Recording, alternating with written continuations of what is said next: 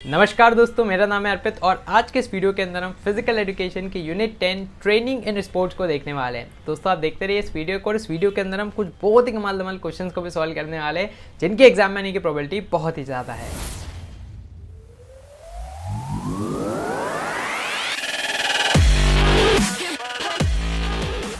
तो आज के इस वीडियो के अंदर हम लेटेस्ट सीबीएसई के सिलेबस के हिसाब से इस चैप्टर को कवर करेंगे। साथ यहाँ पर मैं इमेजेस के माध्यम से आपको इस कंप्लीट चैप्टर को बताऊंगा तो और बहुत अच्छे से आपको ये चैप्टर समझ में आ जाएगा। साथ ही हम यहाँ पर previous year question, sample paper question, then practice questions को भी सॉल्व करेंगे जिससे एकदम मस्त वे में आपकी तैयारी सुनिश्चित हो जाएगी। तो आइए स्टार्ट करते हैं इस वीडियो को। तो आइए अब हम स्टार्ट करते हैं यूनिट 10 ऑफ फिजिकल एजुकेशन। इस यूनिट का नाम है ट्रेनिंग इन स्पोर्ट्स और इसके अंदर ये सारे टॉपिक्स हमें पढ़ने हैं जिसमें हम सबसे पहले पढ़ेंगे कि टैलेंट आइडेंटिफिकेशन क्या होता है, टैलेंट डेवलपमेंट क्या होता है स्पोर्ट्स के अंदर। फिर हम देखेंगे स्पोर्ट्स ट्रेनिंग साइकिल जिसके अंदर हम मेजो, माइक्रो और मैक्रो साइकिल्स को यहाँ पर देखेंगे। फिर हम देखेंगे types and method to develop strength, endurance, speed, flexibility and coordinative abilities. तो स्टार्ट करते हैं हम। पहला हमारा जो टॉपिक है वो है concept of talent identification and talent development. तो हमें सबसे पहले टैलेंट को आइडेंटिफाई करना है और फिर उसको डेवलप करना है।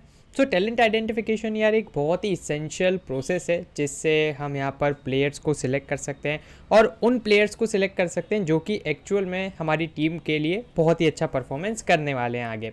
जैसे आपने देखा होगा वर्ल्ड कप जब भी आते हैं तो इंडिया की टीम को सिलेक्ट किया जाता है। तो इंडिया की टीम को सिलेक्ट करने के लिए हम क्या चाहेंगे कि जो बेस्ट टैलेंट है कंट्री का, जो बेस्ट क्रिकेटिंग टैलेंट है वो भारत के लिए खेले। तो इसके लिए टैलेंट आइडेंटिफिकेशन की जो प्रक्रिया बहुत इंपॉर्टेंट है। अब जो सिलेक्शन प्रोसेस रहती है यार वो एकदम फेयर रहनी चाहिए और स्पोर्ट्समैनशिप की भावनाओं को ध्यान में रखते हुए रहनी चाहिए और इसके लिए एक सिलेक्टर को भी आवश्यक रहता है कि वो प्लेयर को समझे और एक सूटेबल सिलेक्शन पॉलिसी को यहाँ पर अडॉप्ट किया जाए। अब एग्ज़ाम में आपसे पूछा जा सकता है कि टैलेंट आइडेंटिफिकेशन से आप क्या समझते हैं, तो आप ये वाली डेफिनेशन को लिख सकते हैं जहाँ पर ये एक मेथड है जिसमें हम रिकॉग्नाइज करते हैं करंट प्लेयर्स को और देखते हैं कि यार उनके अंदर कितना पोटेंशियल है और ये इन्वॉल्व करता है एक ऐसा अटेम्प्ट जिसमें प्रिडिक्ट किया जाता है किसी भी इंडिविजुअल की फ्यूचर कैपेसिटी को। जैसे अगर आपने MS Dhoni the untold story movie देखी है तो वहाँ पर आपने देखा होगा कि धोनी जब इनिशियल मैचेस खेलता था तो जो सिलेक्टर्स रहते थे वो देखते हैं कि नहीं भाई ये जो बंदा है वो आगे चलकर देश के लिए खेल सकता है। तो इस प्रकार से फ्यूचर एक प्रेडिक्शन किया जाता है और फिर उसको सिलेक्ट किया जाता है। अब क्या क्या चीज़ों पे बेस्ड रहता है ये? पहला है फिजिकल एट्रीब्यूट्स। ठीक है, फिजिकल एट्रीब्यूट्स मतलब कितनी हाइट है प्लेयर की, है ना। जैसे बॉलर है तो अगर वो बहुत हाइट वाला रहेगा तो मस्त बाउंसर वो मार सकता है। ठीक है, सो इस प्रकार से उसके फिजिकल एट्रीब्यूट्स देखे जाते हैं। देन फिटनेस उसकी देखी जाती है, उसकी फिजियोलॉजिकल स्किल्स को देखा जाता है, टेक्निकल स्किल्स, है ना। सबसे इंपॉर्टेंट यही है सिलेक्शन में। जैसे अगर एक बैट्समैन को देखेंगे हम तो देखेंगे यार कितनी मस्त तरीके से वो स्ट्रेट ड्राइव मार रहा है, कवर ड्राइव मार रहा है और बाकी शॉट्स को खेल रहा है। ऐसे जो बॉलर है फॉर एग्जांपल स्पिनर है तो क्या वो गुगली मार पा रहा है या फिर नहीं। देन फिर उसके साइकोलॉजिकल स्किल्स को देखा जाता है कि भाई ये प्लेयर मेंटली स्ट्रांग है या फिर नहीं। ऐसा नहीं कि एक मैच में 0 पे आउट हो गया तो भाई इसका फॉर्म ही ढगमगा गया, उसको वापस खड़ा होना है और परफॉर्म करना है। कॉग्निटिव स्किल्स उसकी देखी जाती है ना कि कैसे वो मैच को रीड कर पाता है, सिचुएशन को समझ पाता है फिर नहीं समझ पाता कि भाई अभी टीम के विकेट्स गिर रहे हैं जल्दी जल्दी तो मैं थोड़ा पेशेंस से खेलता हूँ और अगर टीम को ज़्यादा रन्स की रिक्वायरमेंट है तो मैं तेज खेलता हूँ। तो इस प्रकार से वो कॉग्निटिव स्किल्स भी बहुत इंपॉर्टेंट है और सोशल स्किल्स, क्योंकि at the end of the day sports जो रहता है वो एक टीम गेम रहते हैं और टीम गेम रहते हैं तो बहुत इंपॉर्टेंट है कि वो बाकी सभी लोगों के साथ मिलकर चले। तो सबसे पहले टैलेंट को डिटेक्ट किया जाता है, फिर टैलेंट का आइडेंटिफिकेशन होता है। ठीक है, जिसमें हम करंट पार्टिसिपेशन को देखते हैं और उनका क्या पोटेंशियल उसको देखा जाता है। फिर अगली प्रोसेस आ जाती है टैलेंट डेवलपमेंट की और लास्ट में फिर टैलेंट को सिलेक्ट कर लिया जाता है फाइनल गेम के लिए।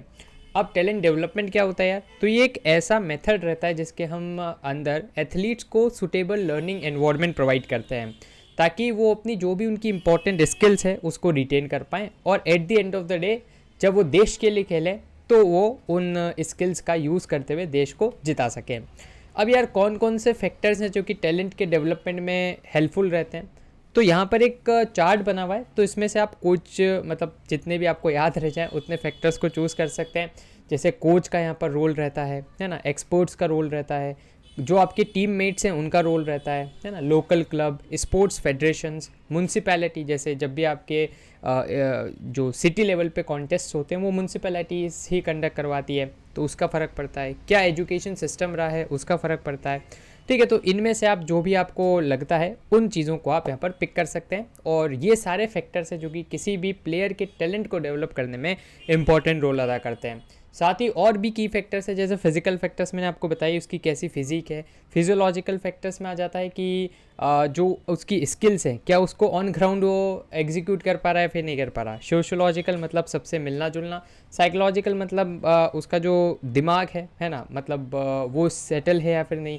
ऐसा तो नहीं कि भाई आउट होते ही भाई वो तो डिप्रेशन में ही चला जाता है।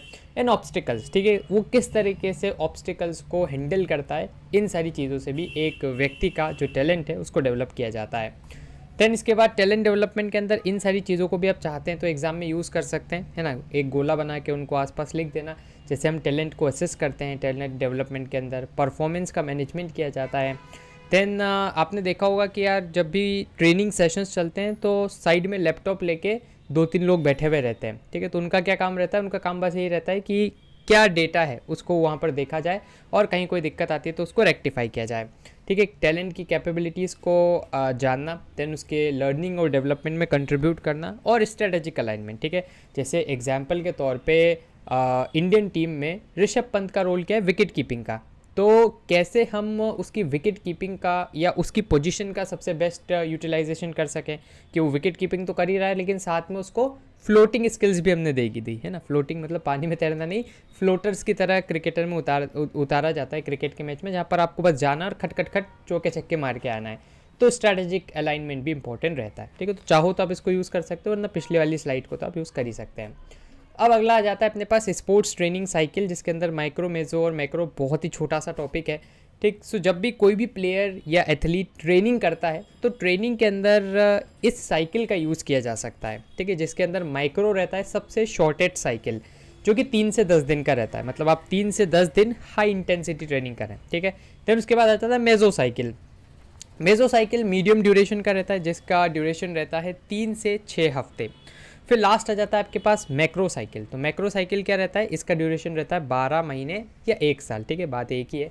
और जैसे अगर यहाँ साइड में जो इमेज है इसमें आप देखेंगे तो आपके वर्कआउट्स रहते हैं जो कि आप डेली बेसिस पे कर रहे हो, ठीक है। मतलब एक टोटल प्लान बनाना, जैसे आप स्टडी का प्लान बनाते हो ना कि अच्छा आज मैं ये करूँगा, हफ्ते भर में ये करूँगा, देन महीने भर में ये करूँगा और साल भर में ये करूँगा, तो वही है, ठीक है। और बाई चांस कोई बड़ी कॉम्पिटिटिव एग्ज़ाम की आप तैयारी करते हो तो फिर आप क्वाड्रेंट ये रेनियल साइकिल्स चलाते हो ना, जिसमें आपका जो प्लान है वो मल्टी ईयर्स रहता है, ठीक है। 4 साल 3 साल इस तरह का प्लान वहाँ पर बनाते हो। जैसे अगर किसी को ओलंपिक के लिए खेलना है तो ओलंपिक हर 4 साल में होते हैं, ठीक है। जैसे अब नेक्स्ट वाला 2024 में होगा, तो अभी से जो प्लेयर्स तैयारी कर रहे हैं वो ये बड़ा वाला साइकिल चलाएंगे, है ना। इस साइकिल में उनको ट्रेनिंग करनी रहेगी।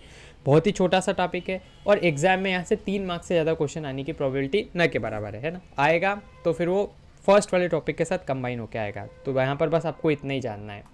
अब अगला आ जाता है अपने पास types and method to develop strength, endurance, speed, ठीक है। तो यहाँ पर हम जल्दी से इसको देखेंगे। स्ट्रेंथ मतलब क्या होता है, तो स्ट्रेंथ मतलब होता है किसी भी इंडिविजुअल की एबिलिटी जिससे वो किसी भी रेजिस्टेंस को ओवरकम कर पाता है, ठीक है। जैसे मुझे अगर अपने आसपास कोई ऑब्जेक्ट है उसको पिक करना है तो यहाँ पर क्या है, वो ऑब्जेक्ट बेसिकली एक रेजिस्टेंस क्रिएट करेगा और उस रेजिस्टेंस को ओवरकम करना ही स्ट्रेंथ कहलाता है। 2 प्रकार की स्ट्रेंथ होती है, स्टैटिक एंड डायनेमिक। डायनेमिक फिर फर्दर डिवाइडेड रहती है मैक्सिमम, एक्सप्लोजिव और स्ट्रेंथ एंड्योरेंस में। 3 मेथड भी है जिसको हमें पढ़ना है, आइसोमेट्रिक, आइसोटोनिक, आइसोकाइनेटिक। तो अगर हम देखें सबसे पहले मैक्सिमम स्ट्रेंथ क्या होती है, तो ये एक एबिलिटी रहती है जिससे हम किसी भी रेजिस्टेंस के अगेंस्ट एक्ट कर पाते हैं और वो रेजिस्टेंस रहता है मैक्सिमम। जैसे आप जिम में जाते हो ना, जिम में जाके आप कौन सा डंबल ऐसा है जिसको बस एक बार उठा पाओगे, ठीक है। फॉर एग्जांपल जिम में गए 15 kg का डंबल जैसे तैसे करके उठाया, फटा रख दिया, ठीक है, दूसरा लगाने की हिम्मत नहीं हुई, तो वो क्या हो जाएगी आपकी मैक्सिमम स्ट्रेंथ कि भाई बस एक बार में जितना मैं ताकतवर वहाँ पर काम कर दूँ वो बहुत है, ठीक है। जैसे एग्जांपल के तौर पे आप मुक्केबाजी कर रहे हो, है ना, और आपको सामने वाले को बस एक ही मुक्का मारना है जो कि मिला के मारना है, फुल स्ट्रेंथ से मारना है, तो वहाँ पर कौन सी स्ट्रेंथ आप आपकी यूज़ करोगे, मैक्सिमम स्ट्रेंथ, है ना। या फिर क्रिकेट खेल रहे हो, छक्का मारना है और भाई भले टाइम लग जाए लेकिन एक ही दम लगा के छक्का मारना है, मैक्सिमम स्ट्रेंथ का यूज़ किया जाएगा। एक्सप्लोजिव स्ट्रेंथ मतलब आपको किसी भी रेजिस्टेंस के अगेंस्ट एक्ट करना है, वो भी स्पीड में, है ना। जैसे मुक्केबाजी हो रही है, सामने वाला भाई तड़ातड़ मुक्के मार रहा है और अगर आपने सोचा अरे भाई एक ही मिला के मारूंगा मैक्सिमम, है ना, तो उसमें क्या हो जाएगा, इतने में तो आपको सूझ जाएगा। तो इसलिए आपको भी वहाँ पर एक्सप्लोजिव स्ट्रेंथ का यूज़ करना है। या फिर जैसे आप लॉन्ग जंप मार रहे हो तो लॉन्ग जंप मारने से पहले भी आपको क्या करना रहता है, एकदम एक्सप्लोसिव स्ट्रेंथ मारनी है, ठीक है, एकदम जल्दी से मारना है ताकि आप टेक ऑफ कर पाओ, है ना। देन इसके बाद आ जाता है अपने पास स्ट्रेंथ एंड्योरेंस। तो स्ट्रेंथ एंड्योरेंस किसके अंदर आ जाएगा आपके पास, ability to act against resistance under the condition of fatigue. तो आप थकान की कंडीशन में हो और थकान की कंडीशन में भी आप स्ट्रेंथ आप मतलब किसी भी रेजिस्टेंस को ओवरकम कर पा रहे हो तो उसको हम स्ट्रेंथ एंड्योरेंस बोलेंगे। अब बढ़ते हैं आगे, कौन कौन से मेथड है जिससे हम इम्प्रूव कर सकते हैं स्ट्रेंथ को। तो पहला मेथड है आइसोमेट्रिक, ठीक है। इस शब्द को दो पार्ट में हम डिवाइड करते हैं। आइसो मतलब होता है सेम, मेट्रिक मतलब होता है लेंथ। जैसे आप यहाँ पर एग्जाम्पल के तौर पे देख पा रहे होंगे इस इमेज के अंदर, है ना, दीवार को धक्का मारना, ठीक है। तो ये इस प्रकार की एक्सरसाइजेज रहती है जिसके अंदर आपका मूवमेंट विजिबल नहीं होता है, ठीक है। एक बार आप गए और स्टैटिक पोजीशन में हो गए, है ना। जैसे अगर आप दीवार को धक्का मारोगे तो बाहर से ऐसा लगेगा नहीं कि यार आप कुछ मेहनत कर रहे हो, है ना, बस कोई आपकी बॉडी पार्ट हिलेगी नहीं, कुछ नहीं होगी, लेकिन फिर भी स्ट्रेंथ का डेवलपमेंट होगा, है ना। और आप थोड़ी देर में थक भी जाओगे दीवार को धक्का मारते मारते। तो इस तरह की जो यहाँ पर एक्सरसाइजेज रहती हैं जिसके अंदर ज़्यादा मूवमेंट नहीं रहता है, वर्क डन ऑलमोस्ट जीरो ही दिखता है, उसको हम आइसोमेट्रिक बोलते हैं, ठीक है। जैसे स्ट्रेचिंग भी जनरली आइसोमेट्रिक में आती है ना। एक बार मैंने फॉर एग्जांपल यूँ कर लिया तो अब मैं इसको होल्ड करके रखूँगा तो ये क्या हो जाएगा, एक तरह से आइसोमेट्रिक एक्सरसाइज हो जाएगी। देन इसके बाद अपने पास है ना, जैसा मैंने आपको बताया कि इसमें वर्क डन जीरो होता है क्योंकि डिस्टेंस मूव्ड कितनी आपकी जीरो है, and work is equals to force into distance, है ना। तो यहाँ पर आपका वर्क डन जीरो हो जाता है। देन इसके बाद आ जाती है आइसोटोनिक एक्सरसाइज। तो ये एक्सरसाइज अगर आप परफॉर्म करते हो तो भी आपकी स्ट्रेंथ डेवलप होगी। अब इसको भी दो पार्ट में डिवाइड करते हैं। आइसो मतलब सेम, टोनिक मतलब टोन, मतलब एक टोन में आप एक्सरसाइज करोगे, ठीक है। जैसे जंप करना, देन उसके बाद यूं यूं यूं मुक्का यूं यूं करना, है ना, देन हाथों को कर्ल करना। तो ये सब किस में आ जाएगा, आइसोटोनिक, मतलब एक सेम टोन में आप एक्सरसाइज परफॉर्म कर रहे हो। अब यहाँ पर जो ब्लू लाइन में लिखा है इसको आप याद रखना। जो लेंथ ऑफ मसल है can be seen called eccentric concentration and concentric concentration, ठीक है। जैसे मैंने बोला कि आप एक बार यूं कर रहे हो, यूं कर रहे हो, तो इसेंट्रिक एंड कॉन्सेंट्रिक कंसंट्रेशन यहाँ पर बनते हैं, है ना। जैसे यहाँ पर आप इमेज में भी देख पा रहे होंगे मोहतरमा नीचे जाएंगी फिर ऊपर आएंगी, नीचे जाएंगी ऊपर आएंगी, ठीक है। तो यहाँ पर आपका eccentric concentration, contraction and concentric contraction, ठीक है, ये होगा। और एग्जाम्पल क्या हो जाएगा इसका, jumping, throwing a ball, running. तो ये सब आइसोटोनिक के अंदर आएंगे ना। जंपिंग ऑन द स्पॉट, ये आपके सैम्पल पेपर में पूछा गया है क्वेश्चन।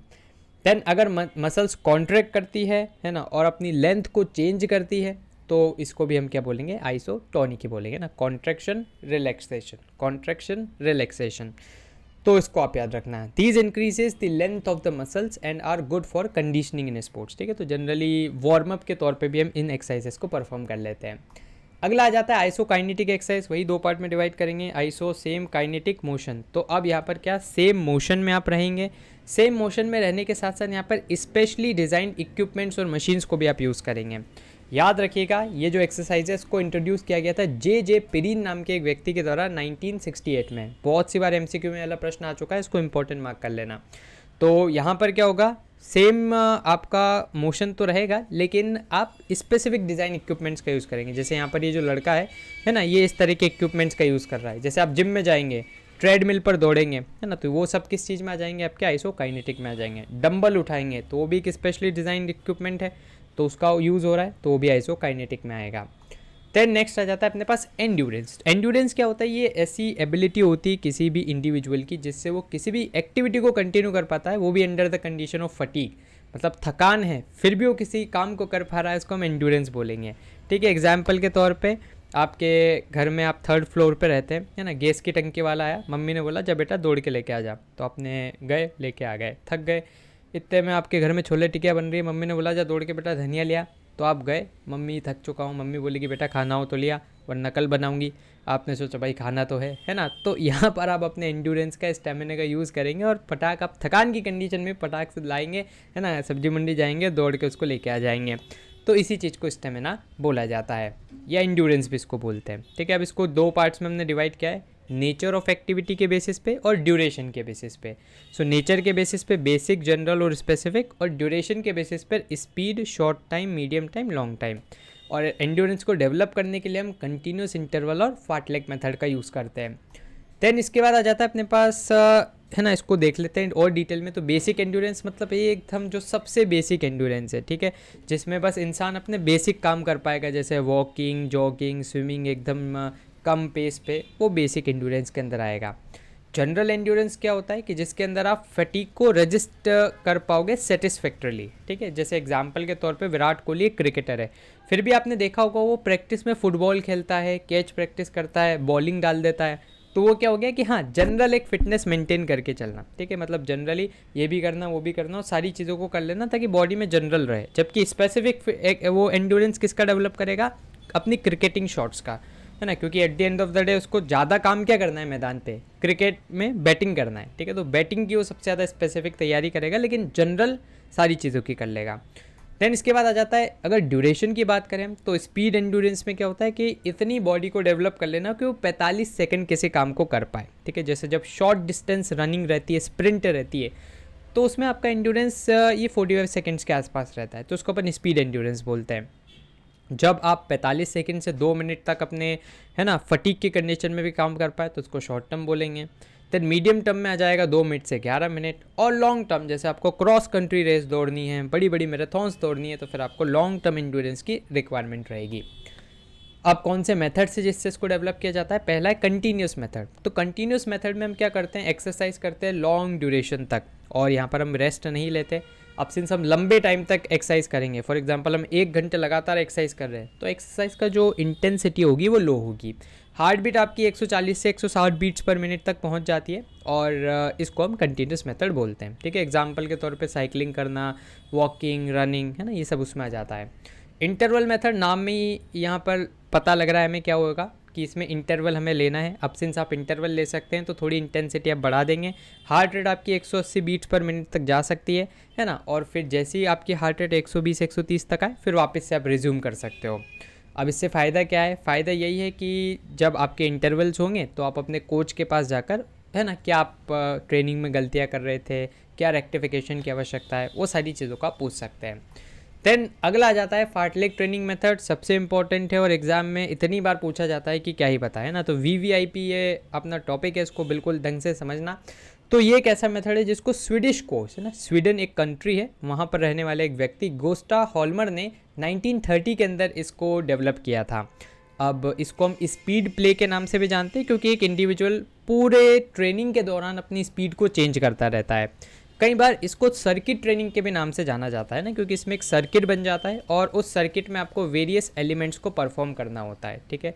तो उसको हम फार्टलेग ट्रेनिंग मेथड बोलते हैं। जैसे इसका सबसे बेस्ट एग्जांपल हो जाएगा, आपने अगर student of the year movie देखी है तो उसके अंदर लास्ट में कोई रेस होती है ना, जिसमें स्विमिंग करना है, साइकिल चलाना है, दौड़ना है, पहाड़ चढ़ना है, तो वो सब मतलब वो एक सर्किट का पार्ट होते हैं, ठीक है। तो अलग अलग एलिमेंट्स वहाँ पर रहते हैं, और इसमें आपकी जो हार्ट रेट है भाई साहब एकदम 140 से 180 के बीच में हो जाती है। आपको अपने पेस को अल्टरनेट करना होता है स्लो और फास्ट में, तो इसलिए अपन इसको स्पीड प्ले भी बोलते हैं, ठीक है। एग्जाम में सीधा सीधा प्रश्न आ जाता है, what are disadvantages, disadvantages.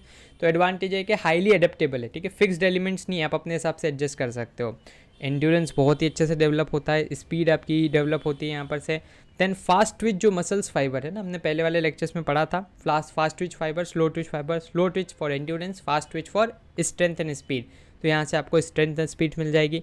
Then उसके बाद ग्रुप ट्रेनिंग के लिए अच्छा है ना, स्टूडेंट ऑफ द ईयर में भी यही होता है, बहुत सारे लोग यहाँ पर पार्टिसिपेट करते हैं, और इंडिविजुअल ट्रेनिंग तो हो ही सकती है इसमें। डिसएडवांटेज क्या है कि अगर यार आप इम्प्रॉपरली परफॉर्म करोगे इंजरी हो सकती है, डिटेल मैट्रिक्स निकालना थोड़ा भारी है, then can be more painful, है ना, पेनफुल हो सकता है इसको परफॉर्म करना, पहाड़ चढ़ना, स्विमिंग करना, साइकिल चलाना, और क्रिएटिविटी की आपको आवश्यकता है उस सर्किट को डिज़ाइन करने के लिए। देन अगला आ जाता है स्पीड। तो ये एक एबिलिटी रहती है जिससे आप किसी भी मूवमेंट को एज क्विकली एक पॉसिबल परफॉर्म कर पाते हो। अपनी जो स्पीड्स के टाइप्स रहते हैं इसमें reaction, acceleration, locomotor, movement speed and speed endurance, यहाँ से भी प्रश्न आता है। तो पहला आ जाता है रिएक्शन स्पीड एबिलिटी, है ना, कोई भी आपके सामने कुछ सिग्नल हुआ तो उसके लिए आपको रिएक्ट करना है, ठीक है। जैसे आपने सलमान खान की मूवीज़ देखी होगी, ट्रेन की पटरी के वहाँ से किसी को बचा के निकल जाना, ठीक है, तो वो क्या है, रिएक्शन स्पीड। आप अपना काम कर रहे हो, अपन ने देखा कि अरे भाई वो तो ट्रेन से टकराने वाला है, तो फटाक से आपने रिएक्ट किया उस सिग्नल के अगेंस्ट, और वहाँ पर आपने अपनी स्पीड दिखाई। सेकंड है एक्सेलरेशन स्पीड एबिलिटी, ठीक है। तो जब हम स्कूटी या बाइक चलाते हैं तो एक्सेलरेट करते हैं तो 0 से मैक्सिमम हम स्पीड अटेन कर पाते हैं। तो ये वही एबिलिटी रहती है जिसके अंदर हम मैक्सिमम स्पीड को मिनिमम पॉसिबल टाइम में अटेन करते हैं।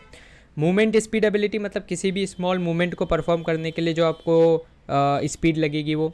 लोकोमोटर स्पीड है ना, आपने लोकोमोटिव सुना होगा शब्द, लोकोमोटिव मतलब होता है ट्रेन का इंजन। तो ट्रेन का इंजन जो है उसको कौन यहाँ पर ड्राइव करता है, एक लोकोमोटिव पायलट करता है, ठीक है। तो वो जो ट्रेन का इंजन है उसमें क्या होता है, उसका भी यही रोल रहता है कि वो maximum speed as long as possible achieve कर पाए ताकि वो यात्रियों को जल्दी तक अपने डेस्टिनेशन तक पहुँचा दे। तो लोकोमोटर स्पीड भी यही होती है जहाँ पर हम मेंटेन करते हैं maximum speed as long as possible. Then speed endurance होता है जहाँ पर किसी मूवमेंट को परफॉर्म किया जाता है एज क्विक एज पॉसिबल, और सिंस एंड्योरेंस यहाँ पर शब्द आ गया तो under the condition of fatigue जुड़ जाएगा, ठीक है। तो मतलब थकान की कंडीशन में भी अगर आप स्पीड से कोई काम कर रहे हो तो स्पीड एंड्योरेंस वो हो जाएगी। इसको डेवलप करने के लिए पहला आप कर सकते हो पेस रन। पेस रन मतलब क्या होता है, रन करना पूरे डिस्टेंस को एक कांस्टेंट स्पीड पे, ठीक है। भले आपने कम स्पीड पकड़ी लेकिन उसी स्पीड पे पूरे उसको ट्रेवर्स करना। और नेक्स्ट आता है एक्सेलरेशन रन, जिसके अंदर आपको क्या करना है, अपनी स्पीड को 0 से मैक्सिमम तक इंक्रीज़ करना है, ठीक है। तो इन दोनों तरीके से आप क्या कर सकते हो, अपनी स्पीड को डेवलप कर सकते हो। अब आगे आ जाते हैं अपने पास फ्लेक्सिबिलिटी और कोऑर्डिनेटिव एबिलिटी पे। तो फ्लेक्सिबिलिटी क्या होती है, ये रहती है range of movement of a joint, ठीक है। जैसे हम बोलते हैं ना कि यार इसकी फ्लेक्सिबिलिटी बहुत कम है, तो वो क्या कर पाएगा, पूरे अपने जॉइंट्स को नहीं फ्लेक्स वो कर पाएगा, ठीक है, पूरे जॉइंट्स का मूवमेंट नहीं कर पाएगा। तो flexibility is basically range of movement दो प्रकार की रहती है, एक्टिव और पैसिव। एक्टिव फ्लेक्सिबिलिटी के अंदर क्या होता है कि बिना किसी एक्सटर्नल हेल्प के कोई काम कर लेना, ठीक है। जैसे इस उंगली को मैं बिना है ना, फॉर एग्जांपल ये है, इस उंगली को मैं बिना एक्सटर्नल हेल्प के इतना बेंड कर सकता हूँ, लेकिन मैं अगर एक्सटर्नल हेल्प ले लूँगा तो मैं इसको और ज़्यादा बेंड कर सकता हूँ, ठीक है। आप देख पा रहे होंगे बिना एक्सटर्नल हेल्प के मैं बस इतनी बेंड कर सकता हूँ, एक्सटर्नल हेल्प लेते ही मैं इसको इतना बेंड कर देता हूँ। तो ये वाली हो जाएगी पैसिव फ्लेक्सिबिलिटी, ये वाली हो जाएगी एक्टिव फ्लेक्सिबिलिटी, ठीक है। देन इसके बाद कैसे डेवलप करते हैं फ्लेक्सिबिलिटी, तो 3 मेथड हैं, ballistic, slow stretch hold and post isometric. तो स्लो स्ट्रेच एंड होल्ड भाई साहब नाम में ही छुपा हुआ है, इसमें क्या करना है, धीरे धीरे धीरे स्ट्रेच करना है, वहाँ पर उस चीज़ को होल्ड करना है। जैसे ये जो मैं कर रहा हूँ अभी, ये स्लो स्ट्रेच एंड होल्ड है। तो वही आप अपने जॉइंट्स को मैक्सिमम लिमिट तक स्ट्रेच करोगे, कुछ सेकंड तक करोगे और वापस से इनिशियल फेज में आ जाओगे। तो इस प्रकार से आप अपनी फ्लेक्सिबिलिटी को इंक्रीज़ कर सकते हो। सेकेंड है बैलिस्टिक मेथड। बैलिस्टिक मतलब आपको मूवमेंट करते रहना पड़ेगा, एंड इसके अंदर आप क्या करोगे, ये एक ऐसा मेथड है जिसके अंदर इन अ स्विंग आप मूवमेंट को करते हो, ठीक है। जैसे यूँ यूँ यूँ यूँ, तो मैं क्या कर रहा हूँ, एक स्विंग में अपने मूवमेंट्स को परफॉर्म कर रहा हूँ, तो इसको हम बैलिस्टिक मेथड बोलेंगे। और वार्म अप इसके लिए रिक्वायर्ड रहता है, क्योंकि अगर आप झटके से कर दोगे तो भाई साहब आपके जॉइंट्स में दिक्कत आ सकती है। नेक्स्ट आ जाता है अपने पास PIS मेथड, है ना, जिसको पोस्ट आइसोमेट्रिक स्ट्रेच मेथड बोलते हैं। इसको PNF स्ट्रेचिंग भी बोलते हैं ना। PNF मतलब होता है प्रोप्रियोसेप्टिव न्यूरोमस्कुलर फैसिलिटेशन, ठीक है। तो बस इसको याद रख लेना, कहीं अगर गलती से आपसे पूछ ले कि PNF क्या है तो आप बता देना भाई ये एक स्ट्रेचिंग मेथड है ना। कोई आपसे और डिटेल में नहीं पूछेगा इसके बारे में। अब क्या होता है इसमें मैं आपको बता देता हूँ। सो भाई साहब ये बेसिकली दो चीज़ों का कॉम्बिनेशन है, पैसिव स्ट्रेचिंग और आइसोमेट्रिक स्ट्रेचिंग। पैसिव स्ट्रेचिंग मैंने आपको बताया था कि आपको इसमें क्या करना है, एक्सटर्नल हेल्प लेनी है। तो यहाँ पर आप देख पा रहे हैं ये महिला क्या कर रही है, दूसरी महिला की एक्सटर्नली हेल्प कर रही है, ठीक है। एंड आइसोमेट्रिक में हमने क्या पढ़ा था, आइसोमेट्रिक, है ना। आइसोमेट्रिक मतलब सेम एक जगह पर आपको रहना है, ठीक है। तो बस एक बार स्ट्रेच कर लिया, वहीं पर होल्ड होगा।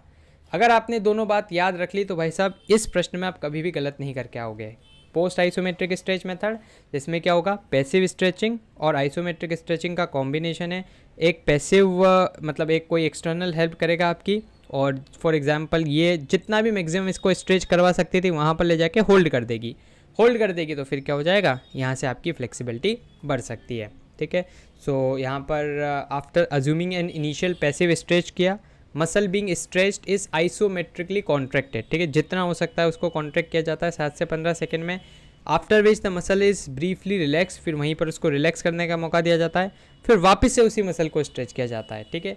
इनिशियल पैसिव स्ट्रेच इतना ही। तो इसको हम क्या बोलते हैं, post isometric stretch method. Last आ जाता है अपने पास कोऑर्डिनेटिव एबिलिटीज़। एग्जाम में बहुत कम ये पूछा जाता है, फिर भी आप डेफिनेशन याद रखना कि एक एबिलिटी होती है किसी भी इंडिविजुअल की जिससे क्या होता है, वो रिलेटेड एक्टिविटीज़ को प्रॉपरली और एफिशिएंटली कंडक्ट कर पाता है ना। कोऑर्डिनेशन करना बेसिकली, तो आपके जब दो बॉडी पार्ट्स एक साथ मिलकर कोऑर्डिनेट करते हैं, उसको हम कोऑर्डिनेटिव एबिलिटी बोलते हैं। जैसे आपने देखा होगा क्रिकेट में विराट कोहली जब शॉट मारता है कि यार क्या गजब का हैंड आई कोऑर्डिनेशन है ना। हैंड आई मतलब हाथ में उसके बल्ला है और आंखों से वो गेंद देख रहा है, तो गेंद को देखा उसी टाइम पे शॉट भी खेल दिया, तो बेसिकली ये क्या हुआ, ये कोऑर्डिनेटिव एबिलिटी हो गई उस व्यक्ति की, है ना। ओरिएंटेशन एबिलिटी अब ये डिफरेंट फॉर्म में रहती है। जैसे ओरिएंटेशन एबिलिटी मतलब अपने आप को किसी चीज़ से ओरिएंट कर लेना, ठीक है। जैसे आपने देखा होगा बुमराह कई बार भाई साहब चौके छक्के मार देता है ना, तो वो क्या करता है अपने आप को उस बैटिंग पोस्चर में ओरिएंट कर लेता है। कपलिंग, कपल मतलब होता है दो चीज़, है ना, तो दो चीज़ों का जहाँ पर कॉम्बिनेशन रहता है, जैसे मैंने आपको बताया हैंड आई का कोऑर्डिनेशन। रिएक्शन एबिलिटी मतलब क्या होता है, कोई भी अगर सामने से आपके कोई चीज़ आ रही है उसके प्रति आपको रिएक्ट करना है। बैलेंस एबिलिटी मतलब आपको एक प्रॉपर बैलेंस बना के चलना है, ठीक है। जैसे आपने देखा होगा यार cricket is all a game of a balance, है ना। जो अगर क्रिकेटर है अगर उसका स्टांस एकदम बैलेंस्ड है ना, वो बैटिंग कर रहा है बैलेंस्ड वे में कर रहा है, तो वहाँ पर उसको दिक्कत नहीं आएगी। रिदमिक एबिलिटी मतलब एक रिदम में कोई काम करना। एडेप्टेशन एबिलिटी मतलब किसी भी माहौल में ढल जाना। और डिफ्रेंशिएशन एबिलिटी मतलब आपके डिफरेंट बॉडी पार्ट्स को आपको साथ में लेकर चलना, ठीक है। तो बस आप थोड़ा सा नाम याद रख लेना, बाकी इतना डिटेल में नहीं पूछेगा, ठीक है। और कोऑर्डिनेटिव एबिलिटीज़ की डेफिनेशन याद रख लेना। देन इसके बाद कोऑर्डिनेटिव एबिलिटीज़, ठीक है। कोऑर्डिनेशन के लिए जो सबसे इंपॉर्टेंट चीज़ रहती है वो रहता है आपका सेंट्रल नर्वस सिस्टम, ठीक है। क्योंकि डिफरेंट बॉडी पार्ट्स को कोऑर्डिनेट कौन करवाएगा, आपका दिमाग with the help of nervous system. तो कोऑर्डिनेटिव एबिलिटीज़ के लिए सबसे इम्पॉर्टेंट है। देन इसके बाद एक छोटा सा अपडेट मैं आपको दे देता हूँ। और अभी यार अन अकेडमी पे हम सेलिब्रेट कर रहे हैं लव ऑफ लर्निंग, और अभी आपको 20% का जो डिस्काउंट है वो प्लस के सब्सक्रिप्शन पे देखने को मिल रहा है। लेकिन ये जो ऑफ़र है यार वो 11 से 14 के बीच में ही आपके लिए अभी लाइव रहेगा। और अगर आप इस बीच में अपने सब्सक्रिप्शन को ले लेते हैं तो आप 30% तक यहाँ पर सेविंग कर सकते हैं, क्योंकि इसके बाद जो प्राइस है वो हाइक होने वाले हैं। और फिर मैं नहीं चाहूँगा कि यार ज़्यादा रुपए में आपको ये सब्सक्रिप्शन लेना पड़े। क्या क्या फ़ायदे हैं, तो यार आपको एक स्ट्रक्चर्ड वे में सारी चीज़ें पढ़ने को मिल जाती है। मैं खुद आपको यहाँ पर इंग्लिश फिजिकल एजुकेशन पढ़ाता हूँ, और साथ ही आपको फिर नोट्स, है ना, रेगुलर टेस्ट, ये सारी चीज़ें तो यहाँ पर मिलती है। तो लिंक्स आपको डिस्क्रिप्शन में मिल जाएंगे। अगर आपसे कहीं को अनलॉक कोड मांगता है तो आप यूज़ कर सकते हैं कोड APPDIA100, जिससे आपको 20% का डिस्काउंट मिलेगा और प्राइस हाइक से भी आप बच जाएंगे अगर इस ड्यूरेशन में आप इसको चेक करते हैं। तो लिंक्स डिस्क्रिप्शन में, कोड है APPDIA100। बढ़ते अब हम आगे और प्रीवियस ईयर क्वेश्चंस को देख लेते हैं। तो यहाँ पर पूछा गया फार्टलेग ट्रेनिंग मेथड को कहाँ डेवलप किया गया, मैंने आपको बताया था स्वीडन में 1930 गोस्टा होल्मर, ऑप्शन ए।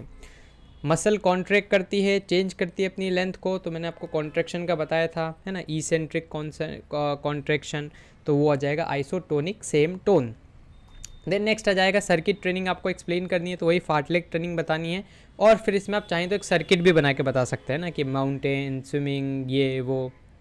देन इसके बाद आ जाता है अपने पास CBSE के सैम्पल पेपर में क्या प्रश्न आया था अभी 2023 में। तो जंपिंग ऑन द स्पॉट, मैंने आपको बताया था एक ही स्पॉट पे जंप कर रहे हैं आप, तो क्या हो जाएगा आइसोटोन सेम टोन, ठीक है। तो option B. Take off in a long jump, तो आपको यहाँ पर से क्या एकदम एक्सप्लोसिव टेक ऑफ करना रहता है ना, तभी आप ज़्यादा दूर जा पाओगे। तो take off in the long jump is a explosive strength. Then ये प्रश्न भी आपके पेपर में आए कि लिस्ट डाउन आपको करना है 4 एडवांटेज फार्टलेग ट्रेनिंग मेथड के। तो 4 एडवांटेज क्या हो जाएंगे, पहला आ जाएगा आपके पास फास्टर स्पीड, है ना, आपका एंड्योरेंस इंप्रूव होगा, कार्डियोवास्कुलर मस्कुलर सिस्टम सही हो जाएगा, एफिशिएंट रनिंग फॉर्म आपकी आएगी, और ज़्यादा कैलोरीज आप बर्न कर पाओगे अगर आप फार्टलेग ट्रेनिंग मेथड को अपनाते हो ना। और पिछले स्लाइड्स में तो हमने देखा ही था इसको। देन फ्लेक्सिबिलिटी को डिफाइन करके उसके टाइप्स बताना है, तो ये सारे हमने देखे थे टाइप्स। फिर आ जाता है इंटरवल ट्रेनिंग को यूज़ किया जाता है किस लिए, एंड्योरेंस का डेवलपमेंट, है ना, हमने पढ़ा था interval continuous. Then resistance ability against fatigue, है ना, थकान के खिलाफ रेजिस्टेंस शो करना, तो वो क्या होता है endurance. Then explain 3 types of coordinative abilities, तो कोऑर्डिनेटिव एबिलिटी, है ना, हमने 5-6 तरीके की देखी थी, उसमें से किसी भी 3 को आपको बस बताना है। देन कुछ MCQs आपके लिए, तो यहाँ पर है method in which there will be no change in the length of muscle, भाई दीवार को धक्का देना, तो वो क्या हो जाएगा आइसोमेट्रिक। देन नेक्स्ट आ जाएगा नेम करना है आपको ability which will help you to come resistance with speed, तो स्पीड से आप रेजिस्टेंस को ओवरकम कर रहे हो तो हो जाएगा explosive strength. Then which is not the training method to develop endurance, तो एंड्योरेंस डेवलप करने के लिए फार्टलेग कंटिन्यूस इंटरवल तो हमने पढ़े थे, लेकिन पोस्ट आइसोमेट्रिक स्ट्रेच जो है ये फ्लेक्सिबिलिटी को डेवलप करने के लिए, ना कि एंड्योरेंस। स्पीड प्ले किसका नाम है, फार्टलेग मेथड का है। Not the type of speed ability, तो रिएक्शन, मोमेंट और स्पीड एंड्योरेंस हमने देखा था, लेकिन स्पीड प्ले तो उसका नाम है फार्टलेग का। Then the ability which is helpful to maintain maximum speed for long time. ठीक है, मैंने आपको बताया था ट्रेन क्या करती है, लंबे समय तक मैक्सिमम स्पीड मेंटेन करती है ताकि किसी भी यात्री को अपनी जगह पहुंचा सके, तो locomotor speed. Ability which helps to the movement with greater range, है ना, रेंज जहाँ पर भी आ जाए। Flexibility which is not the method to improve flexibility, तो बैलिस्टिक हमने देखा, स्लो स्ट्रेच होल्ड देखा, पोस्ट आइसोमेट्रिक देखा, लेकिन slow continuous is not that method, तो ऑप्शन डी। अब एक प्रैक्टिस क्वेश्चन आपके लिए, तो आप इसको सॉल्व कीजिएगा। यहाँ पर आपसे पूछा गया कि एंड्योरेंस क्या होता है, कितने प्रकार का होता है, कैसे हम उसको डेवलप कर सकते हैं, तो कमेंट बॉक्स आपके लिए खुला है, वहाँ पर आप इसको आंसर कर सकते हैं। अब एक एक्सपेक्टेड क्वेश्चन, तो इसको भी आप सॉल्व करके देखना, स्ट्रेंथ क्या होता है, कैसे डेवलप किया जाता है, तो हमने देखा ही था स्ट्रेंथ क्या होता है। देन उसके टाइप्स हमने देखे थे, और उसके वेज, है ना, वेज में क्या जाएगा, आइसोमेट्रिक, आइसोटोनिक, आइसोकाइनेटिक। तो दोस्तों फिलहाल के लिए इस वीडियो में इतना ही। मुझे उम्मीद है कि आपको ये वीडियो पसंद आया होगा। अगर आपके कोई भी डाउट्स हो, सवाल या सुझाव हो, तो उसको आप जरूर से कमेंट बॉक्स में लिख दीजिएगा। दोस्तों आप हमारे चैनल को भी सब्सक्राइब कर लीजिएगा, क्योंकि इस समय और भी ज़्यादा मोटिवेशन मिलता है आपके लिए वीडियोस बनाने के लिए। सब्सक्राइब बटन के पास बने एक बेल आइकन को भी आप जरूर से दबा दीजिएगा, ताकि हमारे चैनल की लेटेस्ट नोटिफिकेशंस आपसे मिस ना हो। तो दोस्तों धन्यवाद, जय हिंद, जय भारत।